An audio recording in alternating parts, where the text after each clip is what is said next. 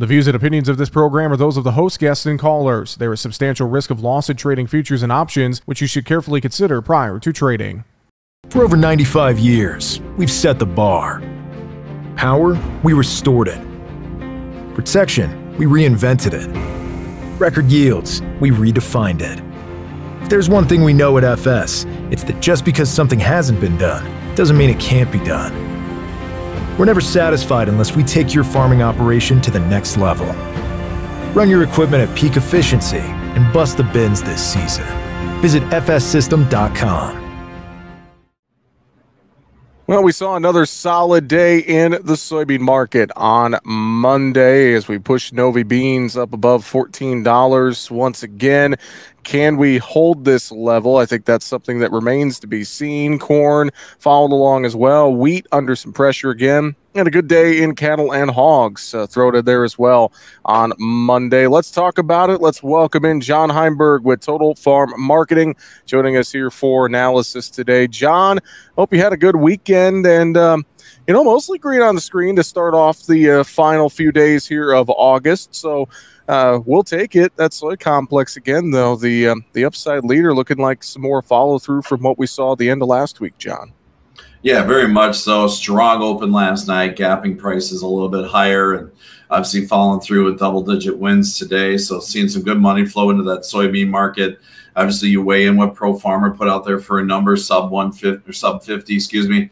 And you can also look at what's going on in the crush side of things. You got strength in soybean meal, strength in oil, so that keeps those crush margins strong. And those crush margins are friendly. They're going to continue to buy beans and be profitable in that regard. So that's something we got to watch going forward here. Where does this thing peak out at?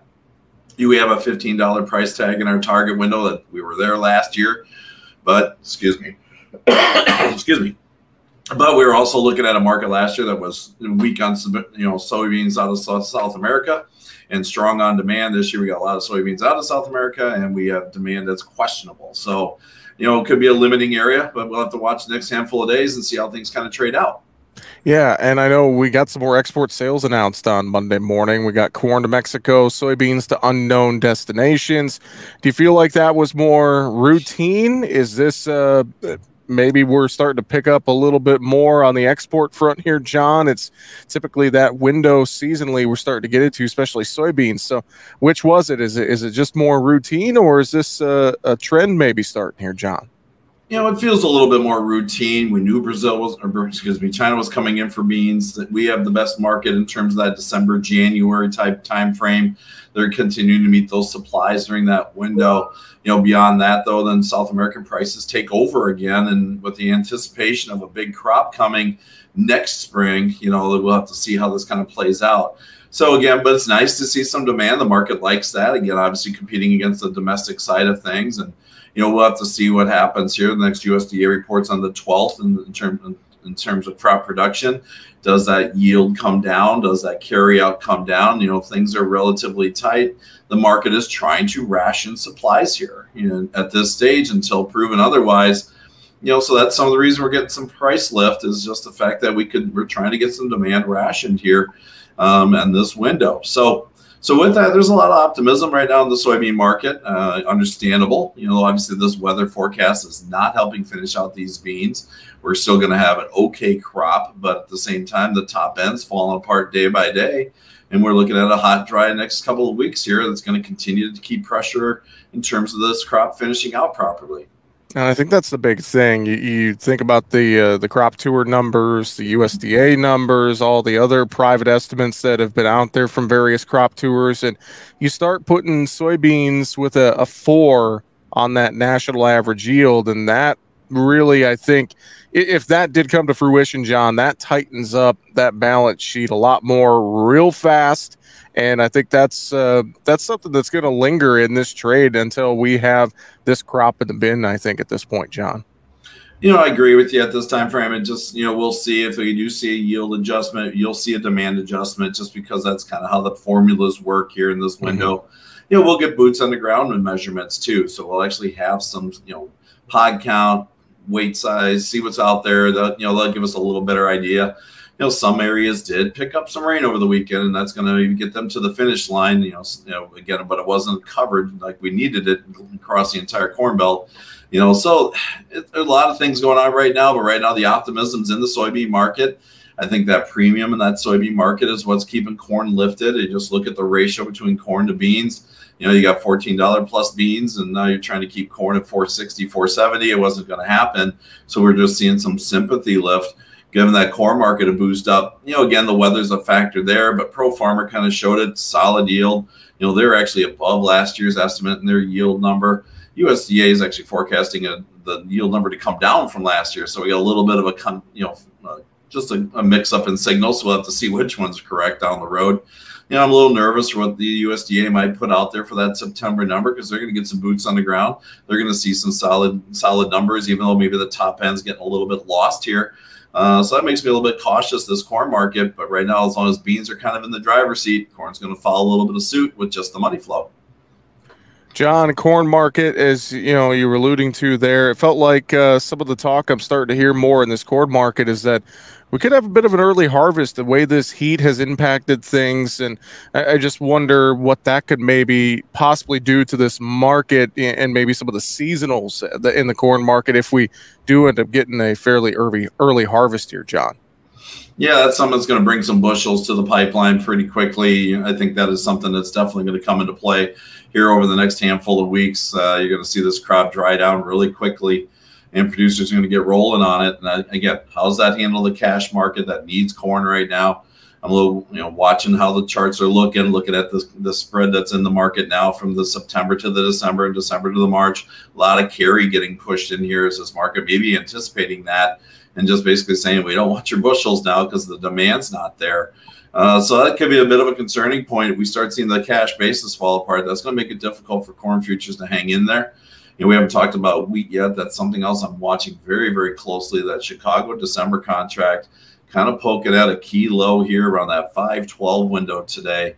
If that doesn't have the ability to hang on to, it's the 612 level, there's some downside room to the trend line, which is down around 560. It did dig its heels in today, but with this Russian crop, the stronger dollar, it just feels like that could be something that could break there. And if that happens, that's going to put a lid on the corn price, especially given the competition we're seeing globally in terms of corn export prices. Yeah, that wheat, especially that Russian wheat, it's just cheap. And we got a ton of cheap world wheat supplies. Definitely going to have an impact. I know India's rice ban, they're tightening things a little bit more there. That's having some ripple effect, but doesn't seem like it's having a massive ripple effect, at least right now in this wheat market, John. Maybe another wait and see type story that's out there with the wheat market. The monsoon season has been a little bit disappointing. How's that reflected down the road in terms of India as a wheat user, exporter, importer? It's always kind of hard to gauge what their mindset is or what their place in the marketplace is. They obviously have a strong demand given the population. They typically trickle out some bushels on the export market. Those may dry up this year. But, again, you said the key thing, though, it's still about that Russian crop. So Econ raised their estimates for production as well as exports last week. And that just continues to be a problem. And then if we see the dollar continue to climb, especially against that cheaper Russian currency, that just keeps that Russian wheat more available to the global picture, which in turn just going to make it hard for our wheat prices to find any traction. Overall risk management here in these grain markets, I think as a whole, it's kind of a lot of the same things we've been talking about and preaching here, John. Staying disciplined, looking at your marketing plan, knowing what your break evens are, and if anything, taking a look at that plan before you really dive into harvest here in just a few short weeks, John. I'm using this strength as a chance to build up some defense again. If we want to keep going, let your bushels do the work here in that regard. Picking up some more puts on the corn side here the last couple of days. Have been telling guys with those at-risk bushels in the soybean market, take advantage of this, get some prices in, lock some bushels in here, because I'm not sure storing might be the best route this year just because of interest rates, carry in the market, things of that nature. But then come back and own the call. Keep your upside available to you. But heck, next thing you know, boom, you're sitting at $13.50, $13.25 cash, depending on basis. And, that was something we were hoping to see a few weeks ago. So take advantage of it. You've got a dollar rally in a fairly growing, a growing supply type market, at least to some extent. Be ready for that there. If you don't want to make the sales, pick up some cheap puts, at least protect yourself. Again, let your bushels do the work to the upside here if this market wants to keep climbing. We're having a conversation today with John Heinberg from Total Farm Marketing. John, let's go over to livestock. A solid day in the cattle and hog trade, both as we kicked off the week. What's your thoughts first in that cattle market? What are you seeing there? Are you thinking we might have a little room to go to the top side again here? What do you think? I've been friendly to this market for quite a while. We got a bit of a technical break today in terms of to the upside, led by that feeder market with strong triple-digit gains today. That's even in the face of that grain rally. Again, it just comes down to numbers. And, we go look at those deferred live cattle, April contract, new contract high, June, August, October for next year, new contract highs today. And again, if you go look at the front end, we had a bit of a trend line over top. We broke through that today in that October contract. So it's a window here. I think we can see some money flow. The funds have kind of backed away from that long position. They still are long the market, but they got a little bit of room to push it here. Obviously, cash trade was not what we wanted last week, seeing it steady to lower in most regions. But again, it's just that seasonal time of year here. Maybe we get a little bit of a push. We kind of got past the summer doldrums. And I'm watching this market look like it has some opportunity here. But again, don't fall asleep on the defense. It's going to be quick. It's going to be volatile. Take advantage of it. Again, leave your cattle open to the upside, but make sure you build those floors as this market climbs. Well, and seasonally too here, this is kind of that time of year we get past Labor Day, we get past summer grilling season. That has an impact in this cattle market as well, and it has an impact in the hog market too. Both the main proteins, it really starts to kind of weigh on these markets seasonally as we get to the fourth quarter, John. Yeah, very much so. One side of the beef market that's still strong is the 90% ground beef or the lean beef. In terms of ground, that is trading well above last year levels, about $30 a pound, basically higher over that per hundredweight. That's given, again, that strong demand tone still there. Now if we get into the the holiday season, which is right around the corner, it'll be here before we know it. What does the beef rib trade do? That's what really promotes this market. Again, it's still about supplies. They're just not there. And then there's still solid demand on that hog side. October window right now, this is time of year you can usually get long the October contract. You look at the historical side of it, things tend to trend higher here. Now it's a little bit of a mixed message market. You got the retail value, you got carcass value is kind of choppy. You got the index side of it sliding aggressively lower, but there's still a big premium over top the October futures. So we'll see if things continue on the historical side. A lot of volatility at the end of the week last week. Good, strong close in October today. So it might be something to watch here if this thing can hold. Wouldn't be shocked we see a little bit of a run out, which we typically do seasonally as we move into this October window into expiration for October. John, how about that dairy market trade? Any notes there as we kicked off the week on Monday? Again, cash cheese trade's been a little bit on the choppier side lately. We popped in some weather premium last week with the hurricane coming into California. Seems like we want to at least kind of hold on to that right now. But again, we're in that window. We still need to watch the cheese side of the equation. Maybe getting a little bit, little bit tired here. We got a bit of a double top on the charts. I still think, we get weather pops. You take advantage of them. I think you got an opportunity for producers to lock some stuff in here. The longer range picture still looks a little bit questionable, in that milk market. But, we've seen cow numbers come down. We've seen production come down. We got the warm weather again. Does that have enough to keep some movement into the market to the upside, but take advantage of the rally that's here. Make sure you build some floor. John, any other final thoughts you have for us here today before we wrap it up?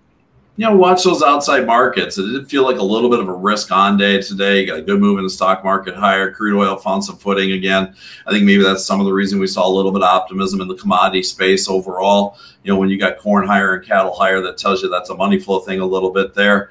So we've been kind of pressured here. Maybe it's a chance we get some money back into the commodity space overall, even despite that stronger dollar. But like I said, just kind of watch the trends right now. Maybe it's a window we pick up some buying here going into the fall window. John, if folks want to reach out to you and get some advice there at Total Farm Marketing, what is the best way to do that? Sure, love chat with them anytime. Give me a call, 800-334-9779. Shoot me an email at johnh@totalfarmmarketing.com. And don't forget the website, totalfarmmarketing.com. Fantastic. John Heinberg, Total Farm Marketing, thank you for joining us here today, and have a great one, and we'll talk to you again soon. Sounds good. Have a great week. That's going to do it for today's episode of Market Talk. Find us online, markettalkag.com. I'm Jesse Allen. Have a great afternoon.